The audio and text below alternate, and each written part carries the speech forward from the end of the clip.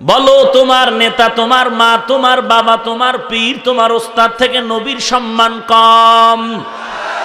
তাহলে তুমি কি আওয়াজ পাও না? এই বেঈমানেরা বলে নবীর দাড়ি নাকি ছাগলের দাড়ির মতো দেখা যায়। বেঈমানেরা বলে আমার নবী সন্ত্রাসী নবী। বেঈমানেরা বলে কোরআন পুরান হয়ে গেছে, পাল্টানো দরকার। তুমি যদি তোমার মা বাবার থেকে আমার নবীরে বেশি মোহাব্বত করতা, নবীর দুশ্মনের বিচারের দাবি নিয়া লাঠি মিছিল করিয়া রাস্তায় নামিয়া কেন বললা না? এরে বেঈমানের দল, এই জমিন থেকে কোরআন পাল্টানো হবে না, বরং তোদের মতো বেঈমানগুলো পাল্টায়া জমিনটারে পবিত্র করা হবে। কই একদিনও তো দেখলাম না এই সমস্ত টাটকা বাটফার আশেকগুলোরে।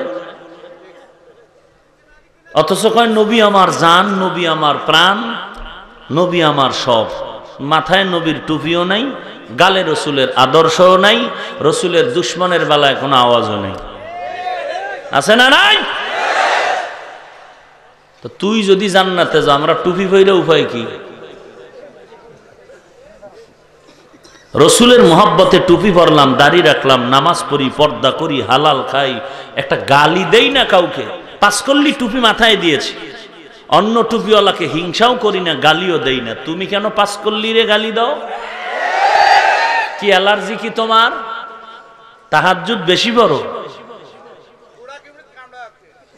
আল্লাহ হেদায়াত দান করুন। আমি লম্বা জামা পরলাম, অন্য পোশাকওয়ালাকে হিংসাও করি না, গালিও দেই না, দেখলে সালাম দেই। তুমি কেন গালি দাও? এই যুবক, চিন্তা করো, এই হুজুর কোন দলে, তুই কোন দলে? হায় আজকে টুপি নিয়ে দল ভাগ করে ফেলাইছো, পোশাক নিয়ে দল ভাগ করে ফেলেছো, আর তুই দাবি করো আমি নবীর আশেক। টুপির কালার নিয়ে দল ভাগ করছো, আমারটা সাদা, তোরটা সবুজ, তোরটা লম্বা, তোরটা গোল, একটা দল ভাগ হয়ে গেল। নিজের কালারের সাথে সত্য মিথ্যার যাচাই করিস না, মদিনার কালারের সাথে মিলায় আলো। মদিনার কালারের সাথে মিলাও, নিজের কালারের সাথে মিলায়ও না। এই চিন্তাটা অন্তরে ঢুকাইয়া আমি পাঁচকল্লি পরলেও অন্য টুপিওয়ালা দেখলে আগে সালাম দেওয়ার চেষ্টা করি। আমি কওমি মাদ্রাসার সন্তান,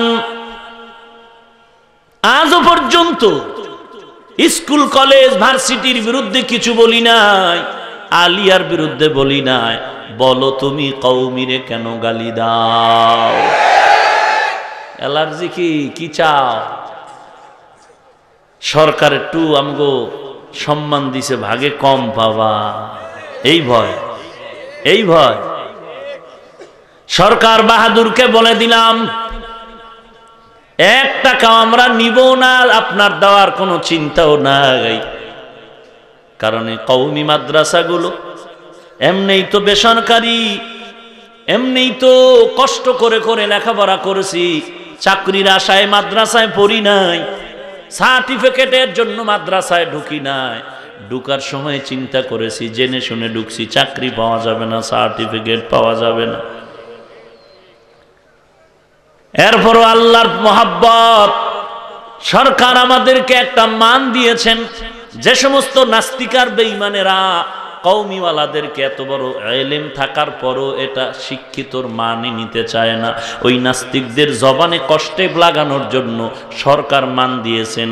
মনে করতে হবে এরা আসলেই আমলওয়ালা, ইলমওয়ালা, শিক্ষিত, আদর্শবান সন্তান। এরপরও কিছু বাজে কথা ছিল, জঙ্গি জঙ্গি জঙ্গি। কম জ্বালান জ্বালাও নাই 40 বছর। সরকার বাহাদুর প্রশাসন চুলচেরা বিশ্লেষণ করে তন্ন তন্ন তন্ন করে তদন্তের মাধ্যমে দ্ব্যর্থহীন ভাষায় আওয়াজ দিলেন, আসলে এটা জঙ্গির প্রযোজন কেন্দ্র নয়, বরং মাদ্রাসাই হলো আদর্শ মানুষ গড়ার ফ্যাক্টরি।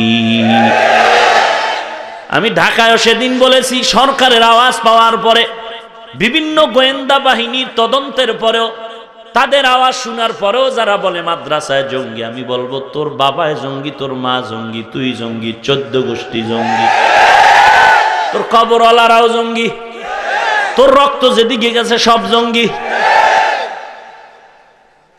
রাষ্ট্রদ্রোহী মামলা দেওয়া হবে যদি ফাইজলামি বেশি করো। এমপি কিছু মন্ত্রীরা প্রধানমন্ত্রীকে প্রশ্ন করলেন, আপনি কওমিওয়ালাদেরকে এত সম্মান দিলেন কেন? প্রধানমন্ত্রী প্রশ্নের জবাবে বললেন, বলতো কওমি এদেশের লক্ষ লক্ষ সন্তান, এরা আমার দেশের নাগরিক কিনা? যদি বলো নাগরিক, তাহলে এদেরকে কি অন্ধকারে রাখবো না আমার নজরে নিয়ে আসবো?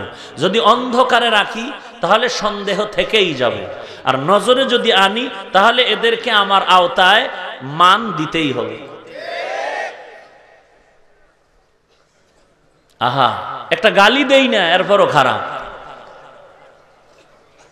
আফসুস। আরে ভাই, একজন সাধারণ মুসলমান যদি বলতো তোর দিলকে মেনে নেওয়া যাইত। একজন টপ লেভেলের বক্তা নামের আগে ডক্টর লাগানো, এই টুপি হাতে নিয়ে কয় বাথরুমের টিস্যু বানাও, টিস্যু। এখানে সবাই ইমানদার, বিবেক আল্লাহ দিয়েছেন সত্য মিথ্যা যাচাইয়ের জন্য। বিবেক থেকে বলুন, এরকম ভরা ময়দানে কোন এক বক্তা যত বড় আলেম হোক, রসুলের আদর্শের একটা টুপি, এটা যদি বাথরুমের টিস্যু বানানোর স্লোগান দেয়, তাহলে ওই আল্লাহর বান্দা যে ভণ্ড, তে নতুন আর দলিল লাগবে? ভাইরা আমার, আল্লাহ আপনি আমাদের হেদায়াত দান করুন।